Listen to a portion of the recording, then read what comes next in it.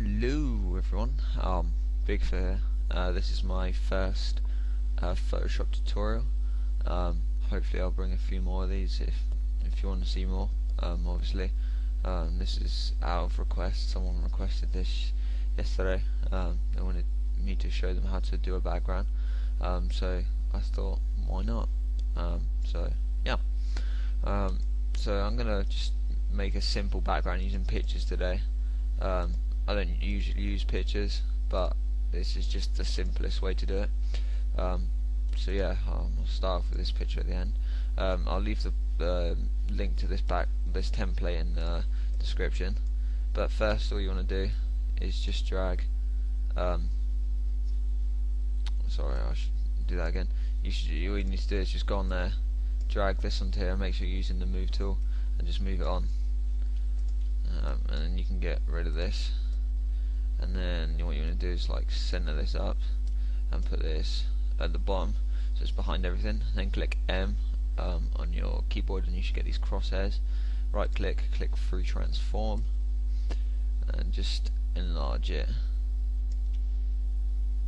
holding shift and enlarging it there. And then you can, if you want, you can drop it down like this, which I'm gonna do actually. You don't need to do shift for that bit, you just drag and hold, and then click enter, and then you've got that.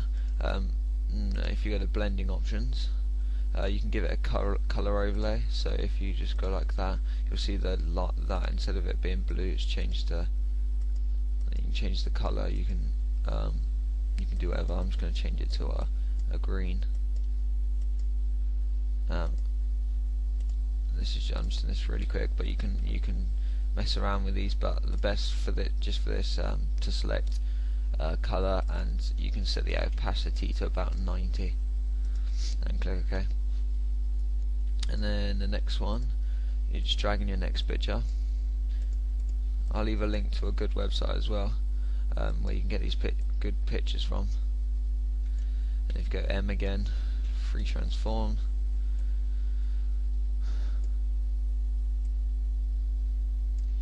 Up there with shift, drag it down there, and then just drag down, drag up,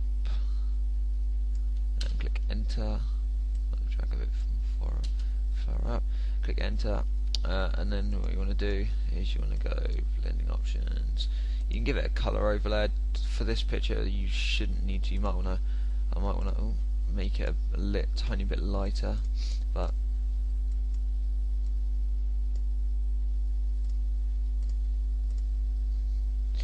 it's a bit lighter. Then you want to go to blending options right at the top, and you see the blend mode. You just want to start from color, and you just want to click up on your arrows until you get one that you like.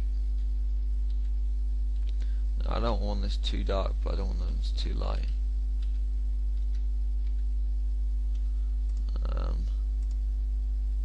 Okay, that's alright. So yeah, you can do that. You can also, you can do that. And then you want to bring in your third picture. And then for this, you want to free transform it. But this is for the side panels, not the side panels, but the inside the YouTube. So the bit behind, like text and that. So all you want to do is just hold shift, drag up, shift, drag down. Now I'm doing this really quickly, obviously you can spend more time on it. And then what you want to do is you're going to get your rectangle tool, and you just want to drag down just before the lines and delete, and click delete.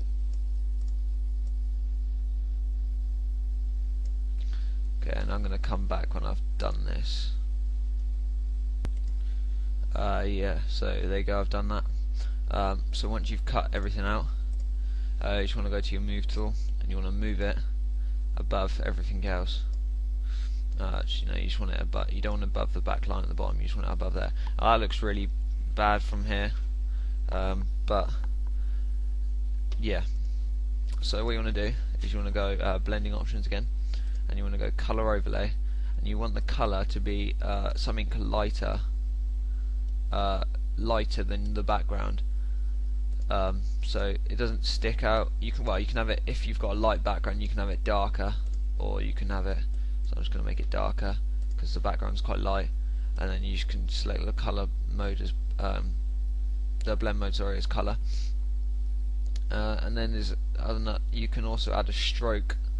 I normally set mine to white, white or black, and make it size about, I'll just mess around with it, normally about 2:1, oh, not 21, not 22.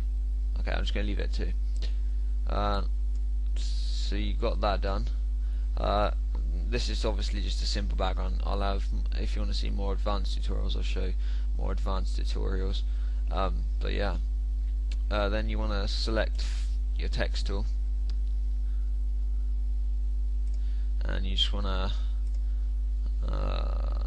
okay, I'm just going to use that. Actually, no, that's not very nice text. Okay, I'm just going to use this, obviously. Not spending any time whatsoever on it. So there you go, you've got COD's best players, and you want to make sure that's where's it gone?